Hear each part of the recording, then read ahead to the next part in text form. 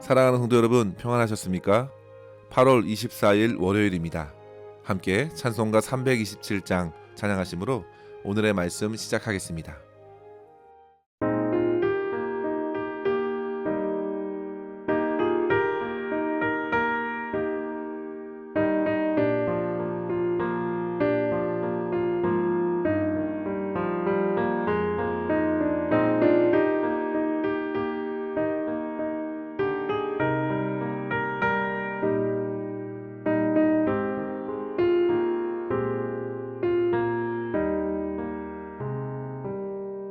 주님 주신 화평 믿음 얻기 위해 너는 정성껏 기도했나. 주의 제단 앞에 모두 바치기 전 복을 받을 줄 생각 마라. 주의 제단에 선 제사드린 후에 주의 맘을 주장하니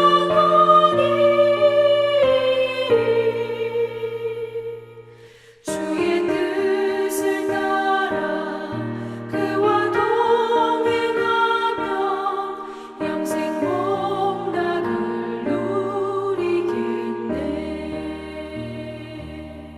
주의 맑은 빛에 항상 활동하며 선한 사업을 힘쓰겠나.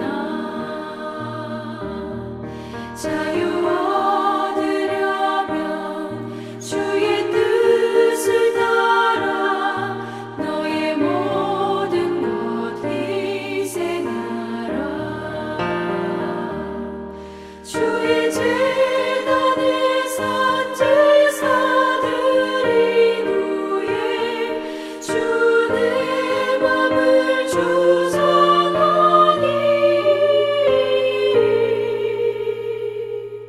주의 뜻을 따라 그와 동행하면 영생 복락을 누리겠네.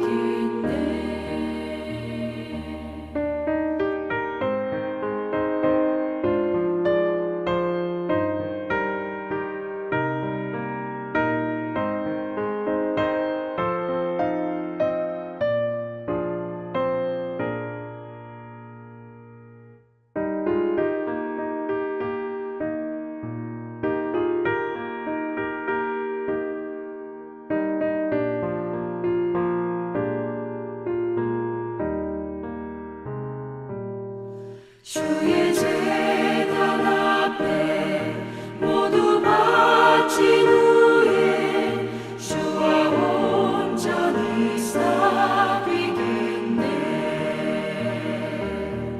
주님 주신 기쁨 또한 그의 사랑 어찌 말로 다 형용하랴. 주의 제단에 선 제사드린 후에 주의 맘을 주장하니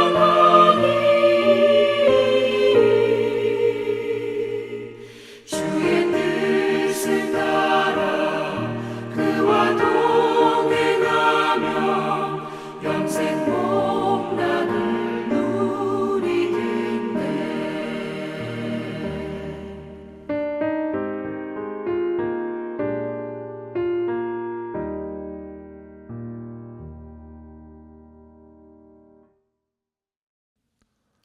아멘.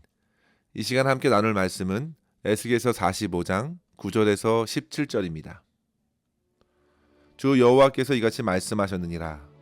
이스라엘의 통치자들아, 너희에게 만족하니라. 너희는 포악과 겁탈을 제거하여 버리고 정의와 공의를 행하여 내 백성에게 속여 빼앗는 것을 그칠지니라. 주 여호와의 말씀이니라. 너희는 공정한 저울과 공정한 에바와 공정한 밭을 쓸지니 에바와 밭은 그 용량을 동일하게 하되 호멜의 용량을 따라 밭은 10분의 1 호멜을 담게 하고 에바도 10분의 1 호멜을 담게 할 것이며 세겔은 20계란이 20세겔과 25세겔과 15세겔로 너희 마네가 되게 하라. 너희가 마땅히 드릴 예물은 이러하니 밀 한 호멜에서는 6분의 1 에바를 드리고 보리 한 호멜에서도 6분의 1 에바를 드리며 기름은 정한 규례대로 한 고르에서 10분의 1 밭을 드릴지니 기름의 밭으로 말하면 한 고르는 10밭 곧 한 호멜이며 10밭은 한 호멜이라. 또 이스라엘의 윤택한 초장의 가축대 200마리에서는 어린 양 한 마리를 드릴 것이라.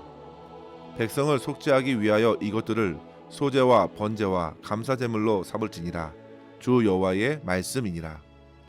이 땅 모든 백성은 이 예물을 이스라엘 군주에게 드리고 군주의 본부는 번제와 소제와 전제를 명절과 초하루와 안식일과 이스라엘 족속의 모든 정한 명절에 갖추는 것이니 이스라엘 족속을 속죄하기 위하여 이 속죄제와 소제와 번제와 감사 제물을 갖출지니라.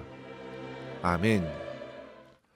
성도 여러분, 포로기 선지자 에스겔이 전한 중요한 메시지 가운데 하나는 유다가 왜 멸망하게 되어 이렇게 포로기 시대를 만나게 되었는가 하는 점입니다.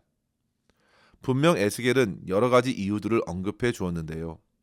그 중 하나가 바로 지도자들부터 시작하여 일반 백성들에게까지 전염병처럼 퍼져나간 죄악이었습니다. 에스겔서 8장 6절에 보시면 하나님께서 이렇게 말씀하십니다. 인자야, 이스라엘 족속이 행하는 일을 보느냐? 그들이 여기에서 크게 가증한 일을 행하여 나로 내 성소를 멀리 떠나게 하느니라. 성도 여러분, 하나님께서 그들의 성소를 떠나신 것은 도저히 하나님과 함께 할 수 없는 우상들을 그들이 성전 안에까지 드렸기 때문입니다. 또한 에스겔서 8장 12절에 보시면요. 이스라엘 족속의 장로들이 각각 그 우상의 방 안 어두운 가운데서 행하는 것을 내가 보았느냐? 그들이 이르기를 여호와께서 우리를 보지 아니하시며 여호와께서 이 땅을 버리셨다 하느니라. 그렇게 성도 여러분, 이스라엘 지도자들은 우상 앞에 있으면서도 오히려 하나님께서 우리를 버리셨다고 말합니다. 참으로 적반하장이 아닐 수 없습니다. 마치 아담이 자기의 죄를 인정하기보다 하와에게 그 책임을 돌렸던 것처럼 그들은 자신들이 우상에서 떠나 하나님께 철저히 돌이키지 않고서 오히려 하나님이 우리를 보지 않으신다, 하나님이 우리를 버리셨다고 그 상황을 치부해 버린 것입니다. 그러자 곧 그 땅에는 온갖 폭력과 불의가 가득하게 되었고 결국 에스겔서 10장 18절에 이르길 여호와의 영광이 성전 문지방을 떠나게 된 것입니다. 그렇게 유다는 모든 것을 상실하였습니다. 하지만 성도 여러분, 그러한 무너지고 소망 없는 자리에서도 하나님께서는 자기 백성을 향한 뜻을 포기하지 않으셨습니다. 하나님께서는 에스겔을 통하여 다시금 새 마음과 새 영을 주시겠다고 약속하셨습니다. 또한 마른 뼈와 같은 백성들을 다시금 살리셔서 하나님의 큰 군대로 회복시키시는 거룩한 환상을 그에게 보여주셨습니다. 그리고 에스겔 40장에서부터는 새로운 성전에 대한 환상을 보여주셨고 마침내 43장에 이르러서 성전을 떠났던 하나님의 영광이 다시금 성전으로 돌아오는 놀라운 장면을 보게 된 것이죠. 사랑하는 성도 여러분, 이것이 바로 회복입니다. 죄로 인해 떠났던 하나님의 영광이 다시금 돌아오고 무너졌던 하나님의 백성이 다시금 하나님의 임재 가운데 살아가게 되는 것입니다. 오늘 우리가 읽어가는 에스겔 44장과 45장의 말씀이 바로 그와 같은 장면을 우리에게 보여줍니다. 앞서 43장에서 하나님의 영광이 성전에 다시 임하였고 44장에서는 제사장들이 어떻게 하나님을 섬겨야 하는지가 소개되고 있으며 오늘 본문 45장에서는 하나님의 임재 가운데 살아갈 공동체, 왕과 백성들이 어떻게 그 회복된 삶을 살아야 하는가를 구체적으로 일러주는 것입니다. 이 시간 특별히 오늘 본문의 말씀을 가지고 저는 두 가지로 살펴보고자 합니다. 첫째로 하나님의 임재 아래에 있는 왕과 지도자는 어떻게 백성들을 다스려야 하는가? 그리고 둘째로는 왕과 지도자는 백성들이 하나님께 바른 예배를 드릴 수 있도록 어떻게 도와야 하는가? 이 시간 각각의 교훈을 살펴보면서 큰 은혜를 누리며 오늘 하루도 저와 여러분 하나님의 임재 가운데 살아낼 수 있기를 주의 이름으로 간절히 축원합니다. 먼저 성도 여러분, 우리는 하나님의 정의와 공의로 주의 임재 안에 살아가야 합니다. 회복된 백성들의 삶에서 강력하게 흐르는 삶의 원리가 있다면 그것은 정의와 공의로 행하는 것입니다. 특별히 이 말씀은 1차적으로 통치자들에게 주신 말씀인데요. 그만큼 그들이 그 역량이 적지 않았기 때문입니다. 앞서 본 것처럼 유다의 멸망은 지도자들의 타락이 주된 원인이었습니다. 이제 그들은 회복의 은혜를 힘입고 주님의 뜻을 이뤄가야 합니다. 더 이상 자기의 힘과 권력을 가지고서 자기의 욕심과 배를 채우려고 휘두르지 말고 그 힘을 주신 더 크신 하나님의 말씀을 들어야 했습니다. 9절 말씀에 보시면요. 이스라엘의 통치자들아 너희에게 만족하니라. 정의와 공의를 행하여 내 백성에게 속여 빼앗는 것을 그칠지니라. 나 여호와의 말씀이니라 했습니다. 그만큼 성도 여러분 엄중한 말씀을 주셨습니다. 정의와 공의는 같은 말이 아닙니다. 엄연히 다르죠. 정의는 미슈파트, 즉 저스티스, 사회 정의를 말하는데요. 이것은 하나님의 기준에 따라 바르게 판단하고 다스릴 때 성취되는 것입니다. 그래서 바로 뒤 10절 이하에서 하나님께서는 정확하고 공정한 저울과 도량형을 말씀하시는 것입니다. 성도 여러분, 옛날 시장에서 상인들이 저울추를 조금만 속여도 손님들은 그것을 쉽게 알아차리지 못했습니다. 하지만 그것을 하루 종일 한 달 동안 계속 반복하여 속인다면 어떻게 되겠습니까? 상인들에게는 부당한 이익이 점차 쌓일 것이고 시장을 이용하는 사람들에게는 분명히 큰 피해로 남게 될 것입니다. 저울은 그저 아무 말 하지 않습니다. 하지만 그 사회는 그 시장은 점차 망가질 것이고 속이는 그 사람들의 양심은 계속 썩어져 갈 것입니다. 처음엔 이 정도야 괜찮겠지라고 생각했어도 결국 그가 속한 공동체도 그 사람들도 더 나아가 하나님과의 관계도 어그러집니다. 그래서 하나님께서는 회복된 백성들에게 가장 먼저 저울부터 바로 잡으라고 말씀하신 것입니다. 성도 여러분, 하나님의 정의 미슈파트는 상황에 따라 움직이는 저울이 아닙니다. 사람이 누구냐에 따라서 기준이 달라지는 것도 아닙니다. 하나님의 말씀과 같이 변하지 않는 저울을 따라 마땅히 돌아갈 것을 사람들에게 돌려주는 것입니다. 또한 공의는 히브리어로 짜데크라는 말로 썼는데요. 영어로 표현하면 righteousness, 의로움입니다. 특히 이 말은 관계적인 측면에서 갖는 의입니다. 즉 하나님과의 회복된 관계의 연장선에서 하나님의 마음을 나타내는 의를 이루고 그 의로서 이웃들과 맺는 관계로 이어지는 것이죠. 즉 책임과 위임을 받은 통치자들은 반드시 기억해야 했습니다. 그를 세워주신 분이 바로 하나님이심을 기억하고 공적 지위 안에서 하나님과의 관계를 드러낼 수 있어야 하는 것이죠. 그것이 바로 공의입니다. 성도 여러분, 저와 여러분의 삶에 하나님과의 회복된 관계가 일어날 수 있도록 항상 주님의 뜻을 구하십시오. 내 삶의 자리에서 더 이상 나의 생각이나 나의 뜻이 아니라 하나님의 선하신 뜻이, 하나님의 그 사랑의 향기가 나타날 수 있기를 기도하면서 내 삶에 하나님의 공의, 짜데카가 내게만 머무를 것이 아니라 사랑하는 가족들에게도, 성도들에게도, 이웃들에게도 퍼져나가서 참된 회복을 누리는 삶을 살아낼 수 있는 저와 여러분 될 수 있기를 바랍니다. 무엇보다도 성도 여러분, 하나님의 사람들은 자칫 세상에서 소외되기 쉬운 연약한 사람들에게 마음과 눈을 돌려야 합니다. 이 타락한 세상의 정의는 항상 기득권 위주로 은밀하게 흘러가기 때문입니다. 그러나 성도들은 어떻습니까? 하나님의 모든 것들을 보시는 눈, 그 눈을 피할 수 없다는 사실을 기억하고 마땅히 지킬 것은 지켜서 정의를 실천하고 차별 없이 많은 사람들을 선대하고 섬길 수 있어야겠습니다. 성도 여러분, 하나님께서 오늘 말씀에서 공정한 저울, 공정한 용량, 그리고 13절 이하에 예배 드릴 때에도 정확한 제물을 일러주신 것은 그만큼 하나님께서 다 알고 계시다는 말씀입니다. 하나님으로 구원받고 회복된 성도들의 삶은 실상 유리벽으로 세워진 집에서 사는 것과 마찬가지입니다. 속이려 하지 마십시오. 주님이 다 아십니다. 사람들은 몰라도 우리 주님은 모두 아십니다. 정직하게 그리고 최선을 다하되 공의와 정의로서 그리고 사랑과 자비로서 무엇보다 우리 주 예수 그리스도께서 이 땅에 행하신 삶의 방식을 잘 배우고 그 길을 따라 실천하면서 구원받은 성도의 삶 살아낼 수 있기를 간절히 바랍니다. 둘째로 성도 여러분, 왕과 지도자는 백성들이 하나님께 바른 예배를 드릴 수 있도록 어떻게 도와야 하는가? 여기서 반드시 기억할 것은 모든 일을 통해 하나님을 예배하도록 돕는 것입니다. 저와 여러분이 이렇게 말씀 앞에 묵상하고 기도하는 것은 물론 아름다운 예배입니다. 하지만 예배는 이것으로 끝나는 것이 아닙니다. 실상 우리는 항상 예배하는 자이기 때문입니다. 우리의 삶이 곧 예배입니다.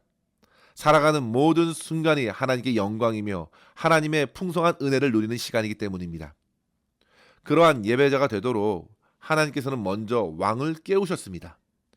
특히 왕은 참된 왕 되신 하나님을 백성들이 잘 예배할 수 있도록 모든 것들을 준비시켜야 했습니다. 16절 말씀에 보시면요. 이 땅 모든 백성은 이 예물을 이스라엘의 군주에게 드리라 했습니다. 그래서 군주는 그것으로 번제와 소제, 전제를 명절, 초하루, 안식일 모든 절기에 드리도록 제물을 준비하게 했습니다. 그리고 무엇보다도 왕은 가장 앞서서 이스라엘 백성들을 속죄하기 위해 속죄제와 소제, 번제, 감사 제물을 갖추게 했습니다. 성도 여러분, 제사의 집례는 분명 제사장들이 진행합니다. 하지만 왕은 반드시 백성들의 마음과 재물을 모아 하나님께 드리는 일이 잘 진행될 수 있도록 준비하는 것입니다. 특히 속죄 제물을 준비하여 백성들이 더 이상 죄에 묶여 살지 않도록 하나님과의 관계가 무너져 더 이상 방황하거나 비참한 삶을 살아가지 않도록 왕은 백성들을 일깨워 하나님을 예배하게 하였습니다.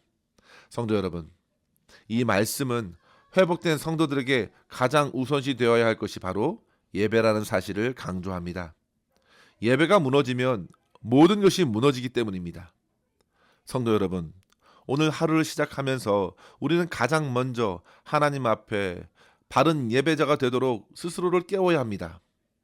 하나님께서 나를 세우시고 주님의 영광을 이 땅 가운데 나타나게 하여 주시옵소서.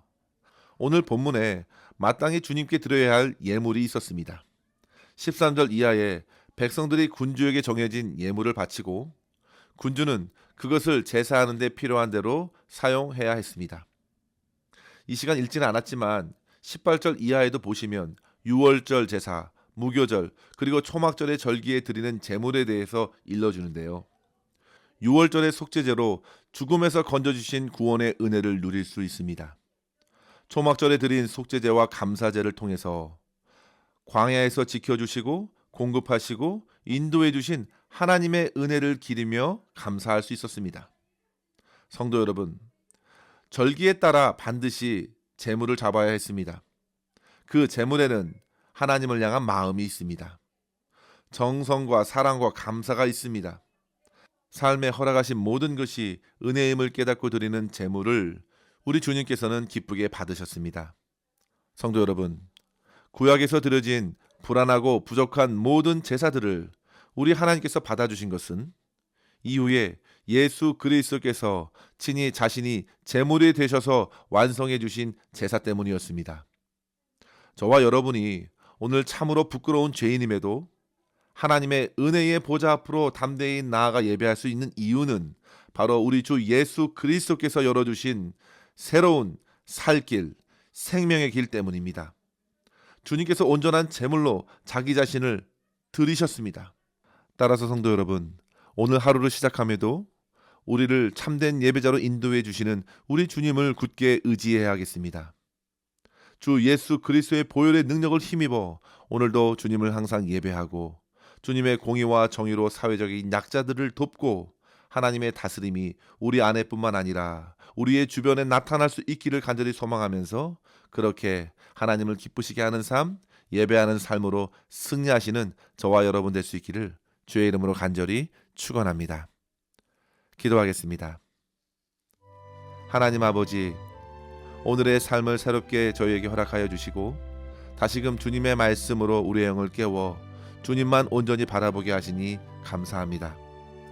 오늘의 하루를 시작하면서 우리의 삶의 모든 순간순간 주님만 예배할 수 있기를, 주님만을 높이는 삶 살 수 있기를 간절히 소망하오니 주여 성령의 은혜로 저희의 심령을 굳게 붙들어 주시옵소서. 우리의 일상의 영역에서 주님과 동행하게 하여 주시고 주께서 말씀하신 대로 하나님의 공의와 정의를 이 땅에 실천하면서 우리를 향하신 하나님의 사랑을 풍성히 세상 가운데 나타냄으로 말미암아 하나님께 영광 돌리는 삶 살아내게 하여 주시옵소서. 오늘도 우리의 모든 삶을 온전히 주님의 손에 의탁하옵고 감사드리며 예수님의 이름으로 간절히 기도하옵나이다. 아멘. 사랑하는 성도 여러분, 오늘도 주님과 함께 승리하시길 바랍니다. 감사합니다.